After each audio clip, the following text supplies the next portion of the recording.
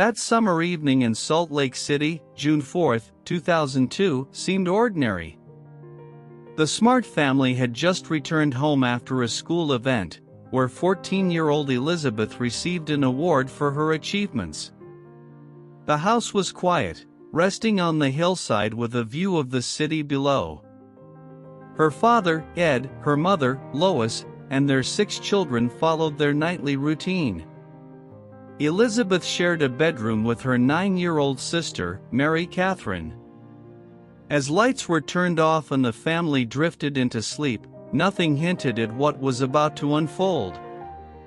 By 2 a.m., silence covered the home. The streets outside were empty, the only light coming from the moon that touched the girl's bedroom window. Elizabeth slept peacefully, while Mary Catherine shifted in her bed nearby. Lois, their mother, lay awake in her room, thinking over the day and the tasks of tomorrow. It was just another night. But not far away, Brian David Mitchell was already watching. He was a drifter and street preacher, known to some as Emmanuel. The Smart family had once given him a small job out of kindness. For months he had wandered the streets, dressed in robes, speaking of visions and prophecy. Now, in the early hours of June 5, he was ready to act on a plan he had built for weeks.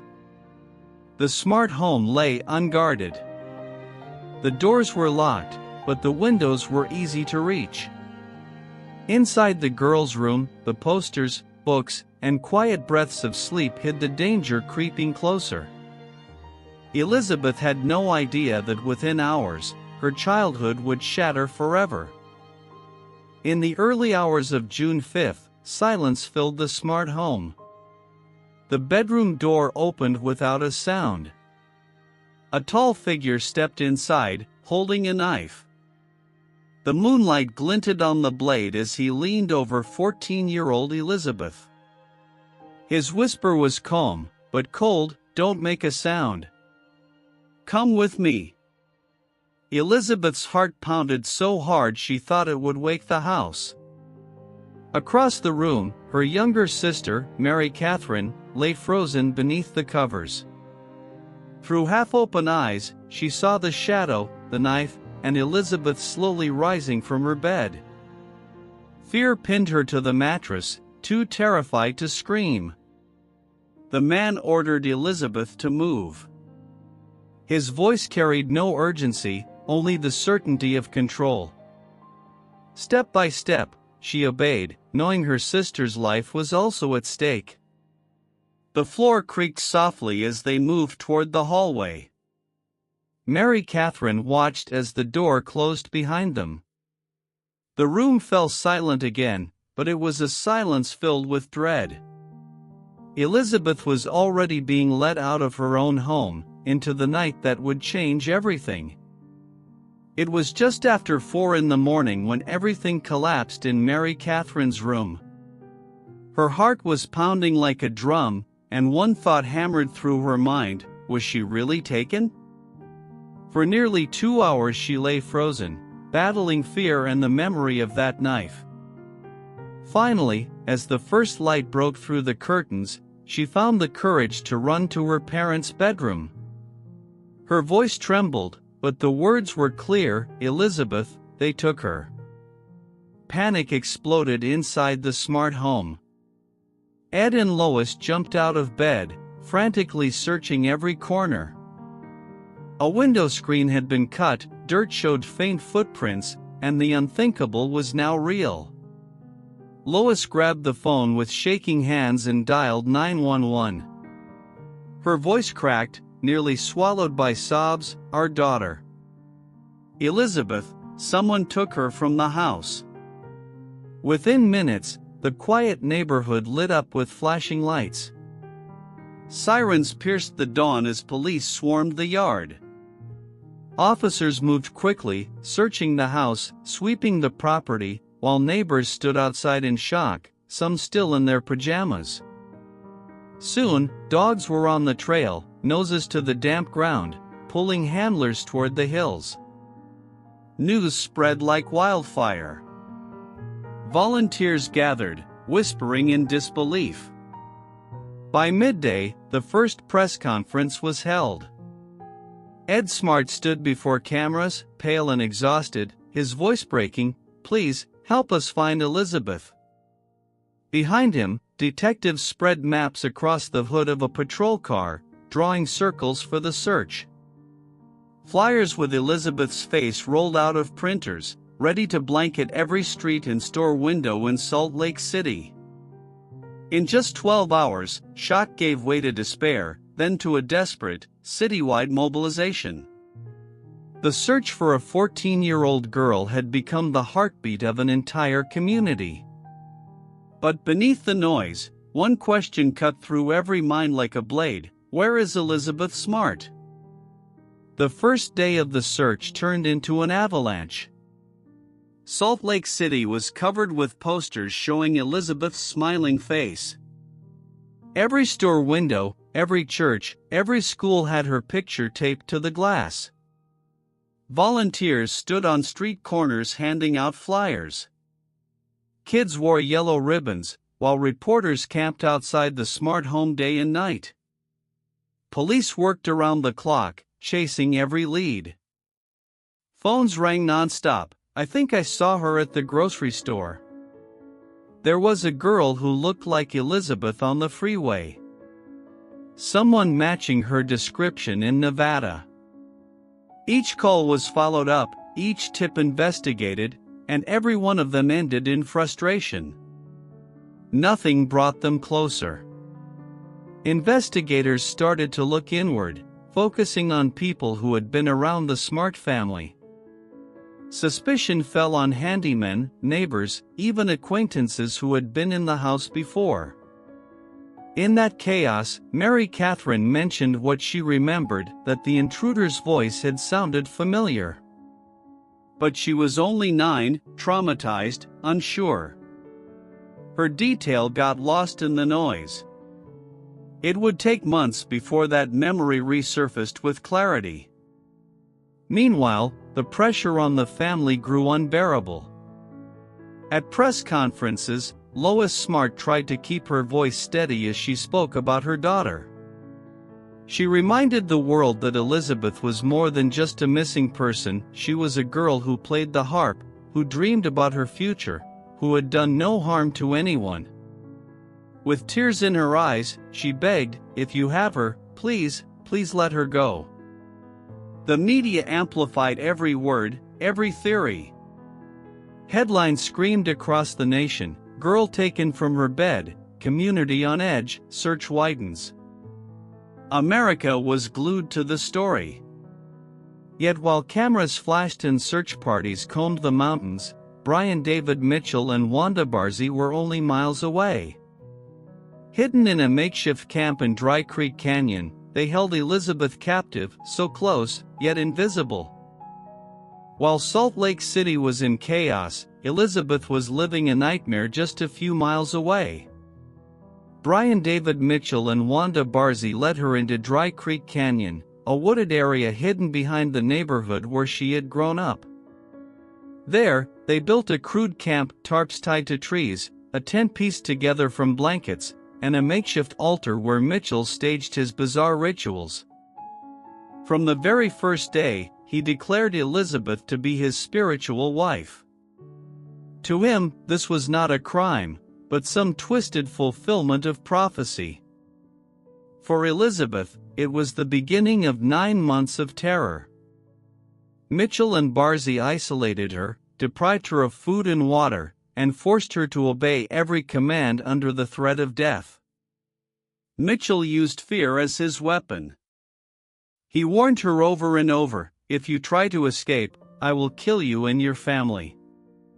Those words rooted so deep that every sound outside, the bark of search dogs, the hum of helicopters, the voices of volunteers in the distance, felt like unreachable salvation. She was so close to being found, and yet completely trapped. The camp itself was a prison without walls. Elizabeth lived under constant watch. Meals were scarce, sometimes only a piece of bread, sometimes just water. Days stretched into endless hours of silence, broken only by Mitchell's rants and Barzi's cold obedience. The teenager who once played the harp and dreamed of school dances now sat in a dirty tent, wondering if she would ever see her home again. The cruelest irony was how near she was to freedom. At times she could hear the city's search echoing through the canyon. People were calling her name, combing the hills, unaware she was just beyond their reach. Yet the fear Mitchell instilled kept her voice silent. In Dry Creek Canyon, Elizabeth Smart was alive, but for the world outside, she had vanished without a trace. In the shadows of that crude camp, Elizabeth's captors revealed who they truly were. Brian David Mitchell called himself Emmanuel, a self-proclaimed prophet. He wore long white robes, quoted scripture, and claimed he was chosen by God to build a new family. In his mind, Elizabeth was the first of many spiritual wives. His words were a blend of scripture and threats, twisting faith into control. Beside him was Wanda Barzi. Many imagined she might be a protector, a woman who could show compassion to a frightened child. But she wasn't. Instead, she reinforced Mitchell's delusions. She cooked, she guarded, and she reminded Elizabeth of the threats that kept her silent. Far from being a shield, she became his accomplice in every way. Elizabeth soon realized the terrifying balance between the two. Mitchell held the knife, but Barzi gave him legitimacy. Together, they created a world where nothing was safe. Days were filled with long sermons, chants, and bizarre rituals. Nights brought fear that any attempt to escape would mean not just her death, but the death of her family. Every detail of her captivity was designed to break her spirit. Hunger, thirst, exhaustion, and constant reminders that she was powerless. And yet, deep inside, Elizabeth knew one truth: surviving meant compliance. She learned to hide her thoughts, to suppress her fear, and to endure. What unfolded in that camp was not just a crime, but a theater of control. Mitchell cast himself as the prophet, Barzi as his enforcer, and Elizabeth, just 14 years old, was trapped as the unwilling audience. In the silence of the canyon, their twisted stage play went on night after night, while the world searched in all the wrong places. As days turned into weeks, Salt Lake City was transformed. It was no longer just a community, it was the center of a nationwide search. Every street corner carried Elizabeth's face. Posters were stapled to light poles, taped to shop windows, and pinned to church bulletin boards. Volunteers handed out flyers, children wore ribbons, and television crews camped outside the Smart home around the clock. Police worked day and night. The phone lines never stopped ringing. We saw her at the supermarket. A girl who looks like Elizabeth at a rest stop in Nevada. Someone matching her description on a bus to Arizona. Every tip was logged, every lead chased. But each time, it ended the same way: another dead end, another heartbreak. For the Smart family, it was unbearable. Ed and Lois stood before cameras almost daily, holding on to their composure while their voices shook. "Please, help us bring Elizabeth home," they pleaded. Their words became headlines, their pain broadcast into living rooms across America. Meanwhile, Mary Catherine struggled with her own memories. The voice of the intruder haunted her. It was familiar, but she couldn't place it. Her uncertainty kept the crucial clue buried for months. The media frenzy grew louder.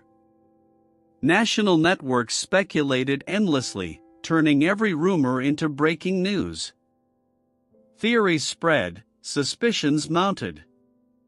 Everyone wanted answers, and the pressure on investigators grew heavier by the hour.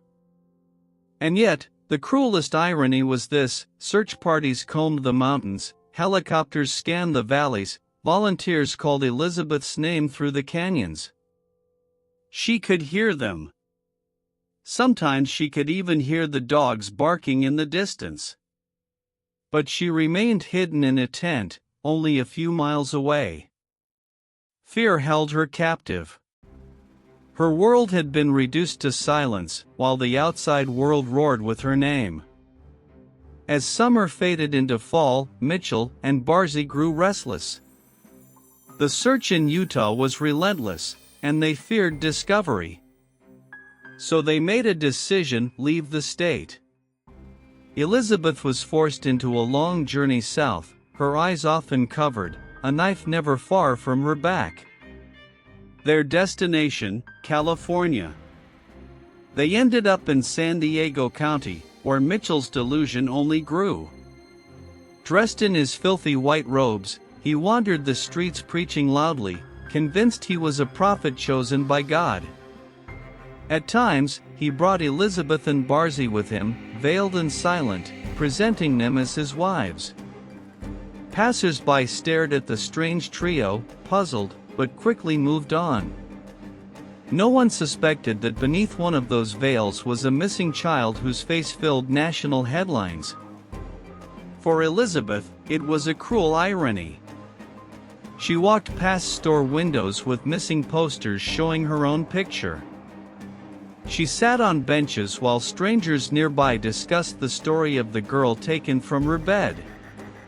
She was in plain sight, yet invisible. Every time she thought of speaking up, Mitchell's threats echoed in her head: if you say a word, I'll kill you. And I'll kill your family. The fear was stronger than hope. Silence became her survival. Life in California was chaotic. They moved from place to place, sometimes camping in the brush, sometimes hiding under bridges, sometimes squatting in abandoned lots. Mitchell called it a divine mission, a path of prophecy. For Elizabeth, it was a string of endless days in captivity, her world reduced to hunger, fear, and uncertainty. Although she was now hundreds of miles away from home, the nightmare felt the same. Freedom was all around her, in the streets, in the voices of strangers, in the posters with her own face, but it was unreachable. Each day ended with the same haunting question: will anyone ever find me? By March of 2003, after months of wandering, Mitchell made a fateful choice. He brought Elizabeth and Barzee back to Utah. To him, it was destiny. He believed God was calling him home. For Elizabeth, every mile closer to Salt Lake City stirred both fear and fragile hope. She was back in the land of her childhood, yet still trapped in the hands of her captors. Meanwhile, inside the smart home, a breakthrough was unfolding. Mary Catherine, now calmer after months of trauma, finally remembered something she had buried deep. The voice of the intruder, the whisper in the dark, it belonged to someone she knew. It was Emmanuel, the strange street preacher her family had once hired for small jobs. She told her parents, who rushed to investigators. At last, the search had a name: Brian David Mitchell. Sketches of Mitchell spread across newspapers and television screens. His face was broadcast nationwide. For the first time, the public knew who they were looking for. The case that had seemed to stall now reignited with new momentum. But Mitchell wasn't hiding. He strolled through towns, dressed in his white robes, with two veiled wives by his side.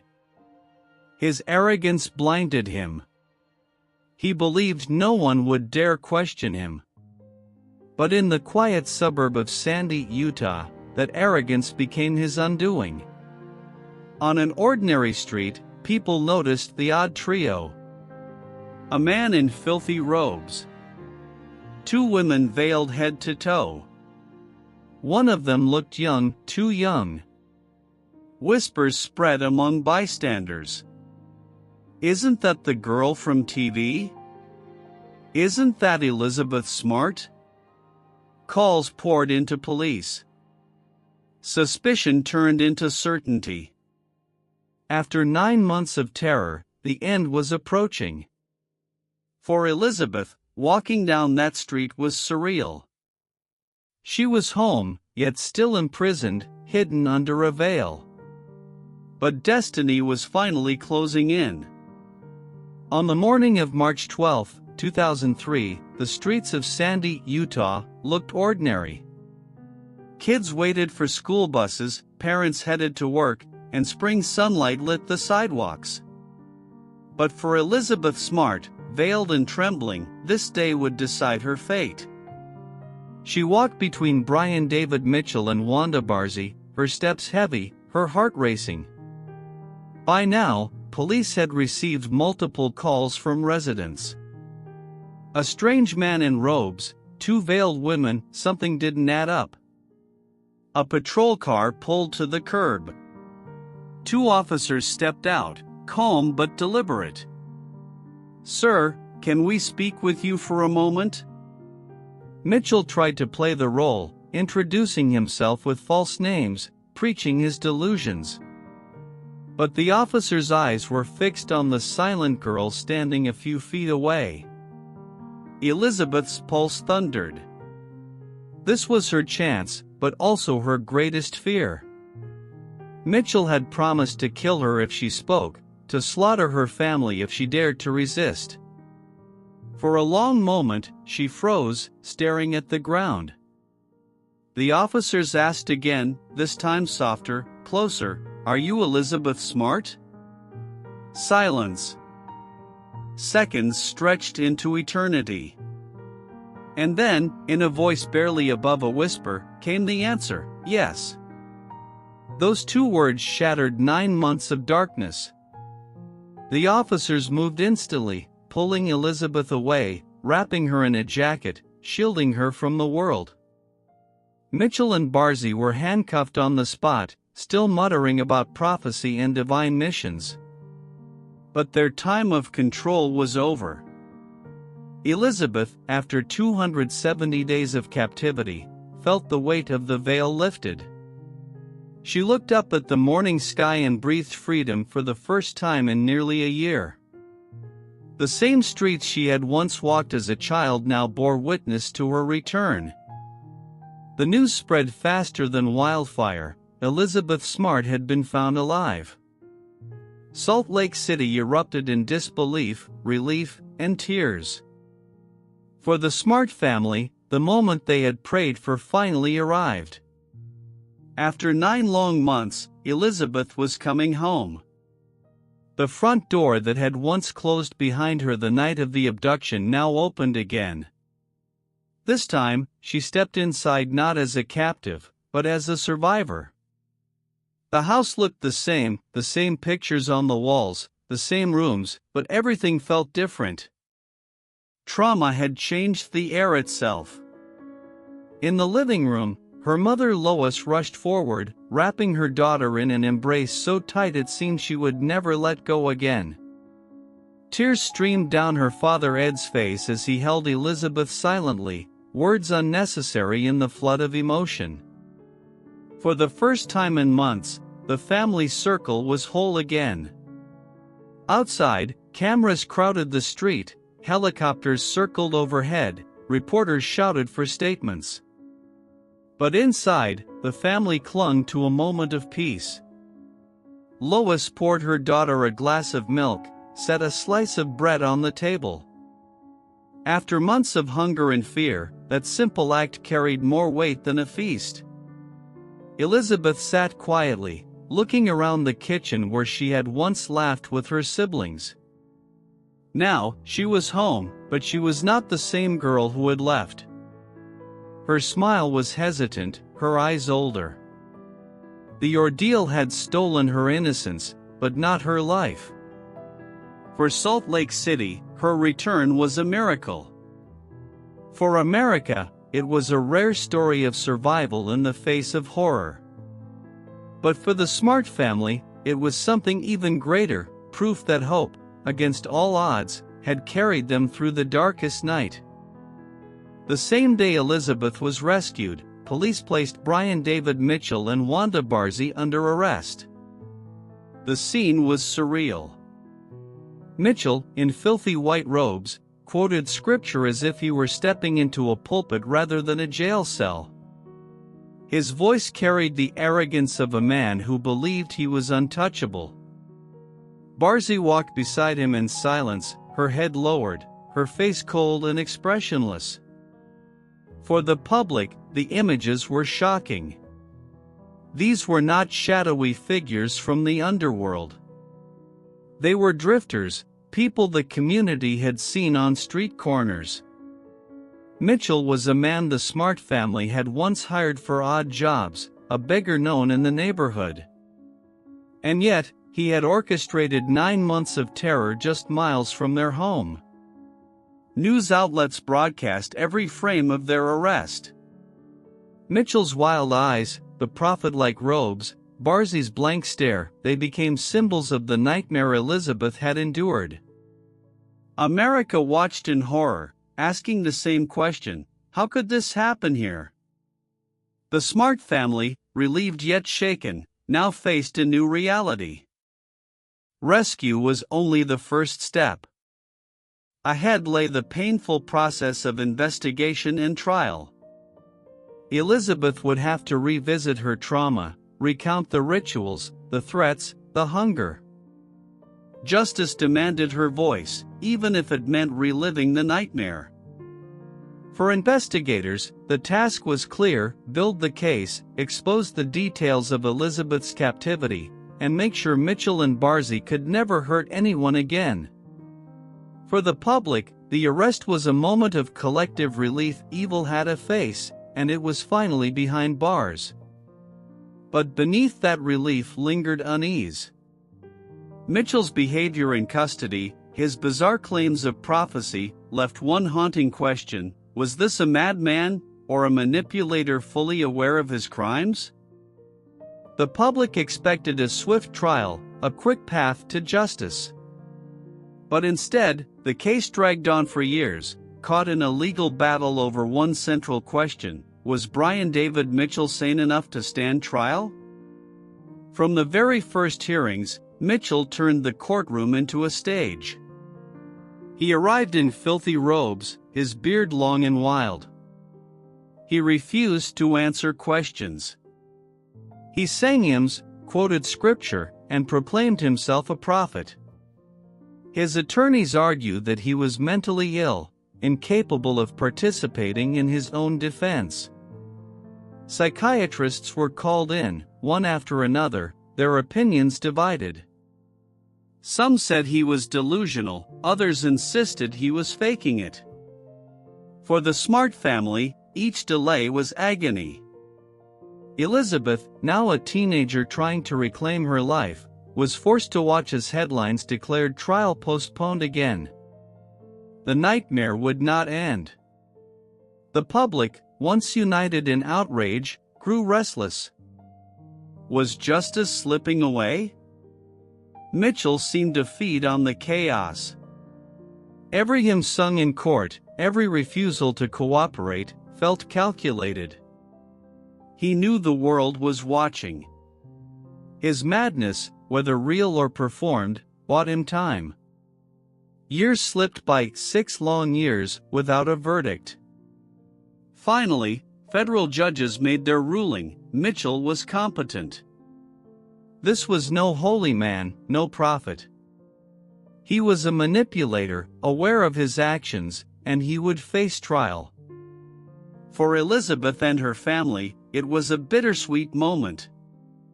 Justice was moving forward, but it meant Elizabeth would have to step into the courtroom, face her captor, and tell the world what had happened in those 9 months of captivity. Survival had already demanded courage. Now, justice would demand even more. By 2010, nearly a decade after the abduction, the long-awaited trial finally began. The courtroom in Salt Lake City was packed. On one side sat Brian David Mitchell, in his dirty robes, his beard tangled, his eyes blank but defiant. On the other sat Elizabeth Smart, now 18 years old, calm, poised, and ready to speak. When she took the stand, the room fell silent.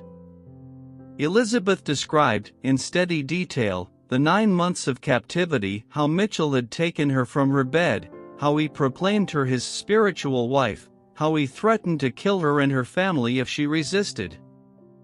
She spoke of hunger, of fear, of the countless nights when she thought she would never see her home again.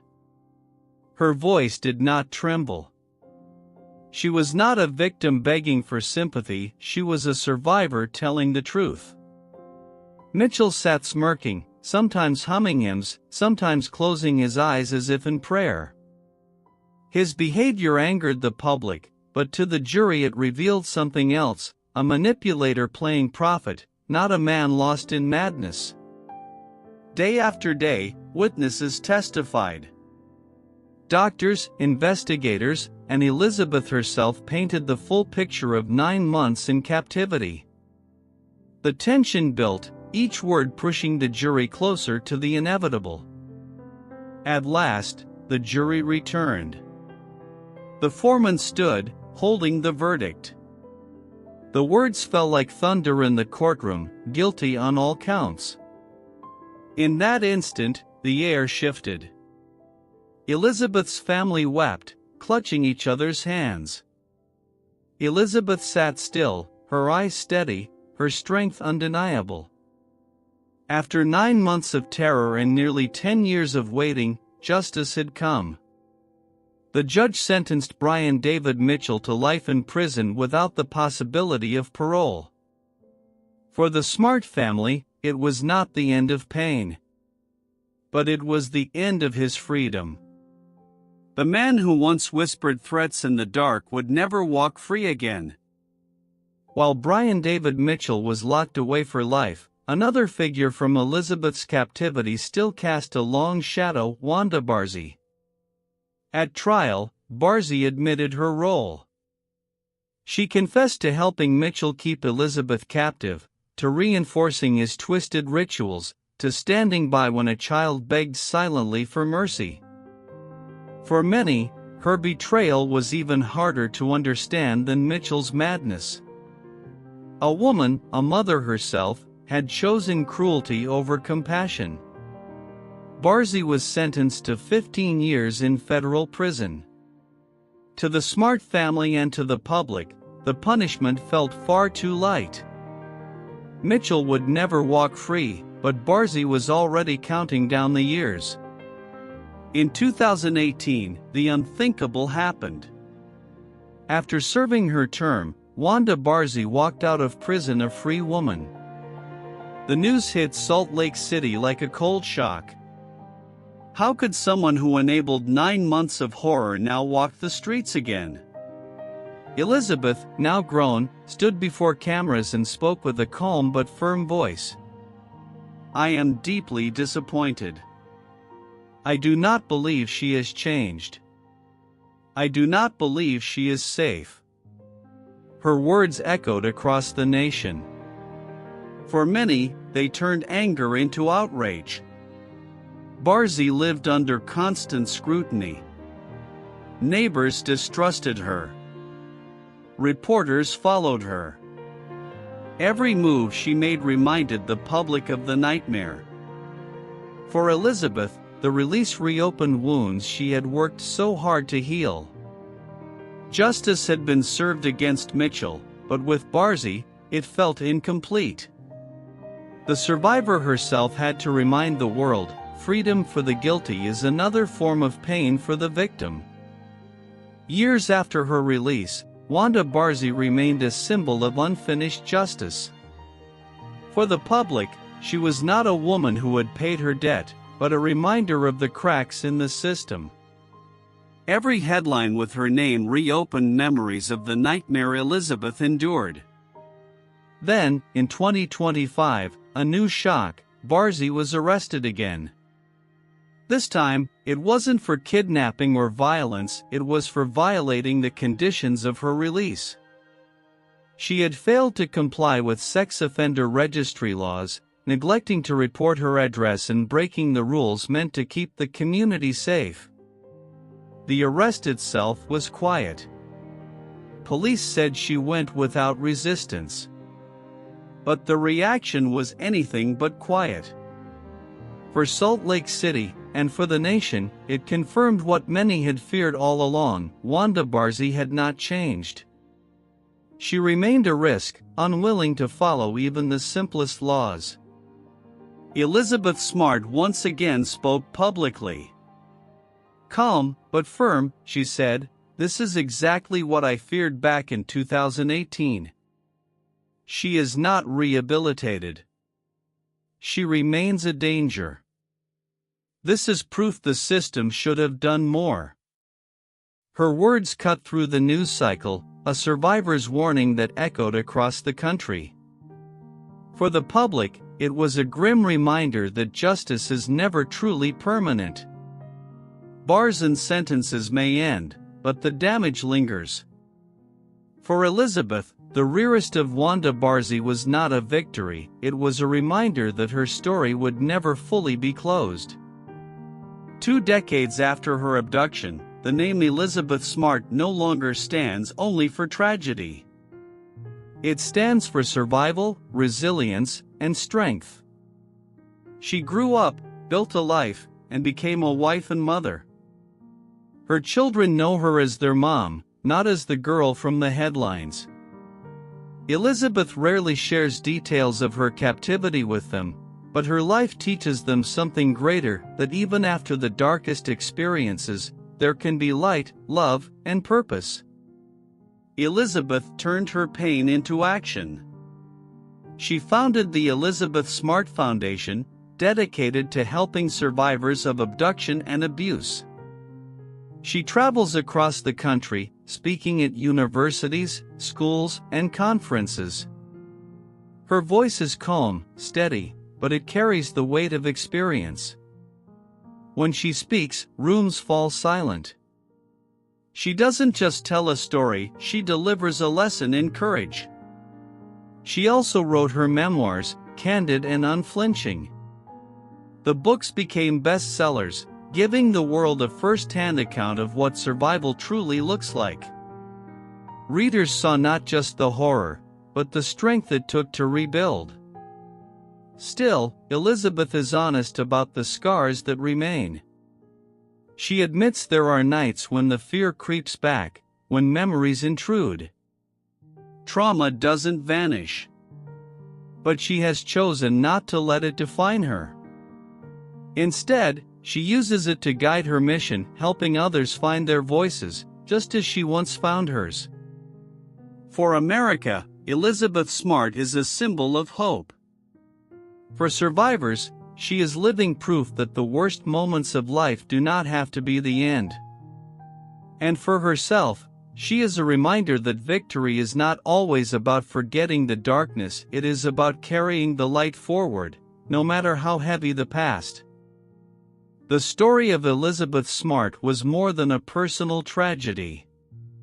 It became a turning point in how America responds when a child disappears. The first lesson was the power of small details. Mary Catherine, only 9 years old at the time, remembered the intruder's voice. At first, her fear clouded the memory.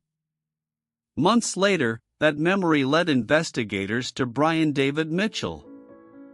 It proved that even the smallest clue, even a frightened child's whisper, can be the key to solving a case. The second lesson was coordination. In the early days, the investigation was chaotic: too many tips, too many rumors, and not enough focus. But when local police, the FBI, and thousands of volunteers began working together, the search became more organized. Out of this came improvements to the Amber Alert system, which in later years would help save countless lives. The third lesson was the role of the media. The search for Elizabeth became a national story, and the cameras helped keep her name alive. But the same spotlight also fueled wild theories and wasted resources. Investigators learned that the media can be both a powerful ally and a dangerous distraction. And finally, the case revealed a deeper truth: kidnappers are not always shadows lurking in dark alleys. Sometimes they are people the community already knows, a face on the street, a man hired for odd jobs, a neighbor no one suspects. The real danger can hide in plain sight. Today, law enforcement academies still study the case of Elizabeth Smart. Families remember it as proof to never give up hope.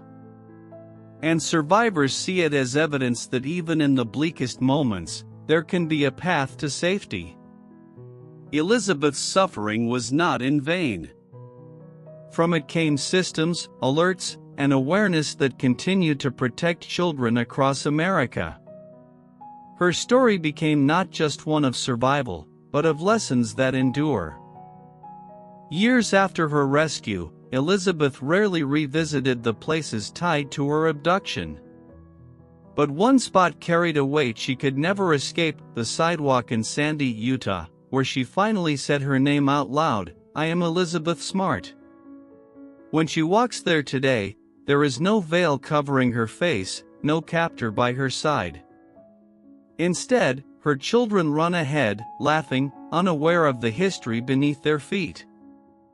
For them, it's just another street. For Elizabeth, it is the line between death and life, between darkness and light. Neighbors in Sandy still remember that day in 2003.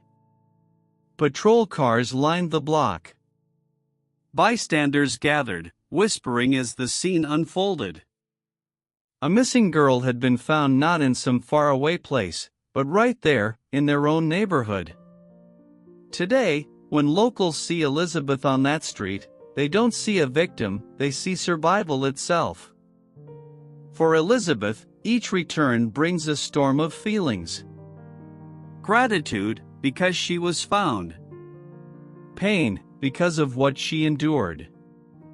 And pride, because she reclaimed her identity with 2 words that broke her silence. She often explains it this way: courage wasn't surviving 9 months in captivity, it was finding her voice in the moment that mattered most. Saying her name out loud was her act of defiance, her step back into life. Now, a simple streetlight shines over that sidewalk.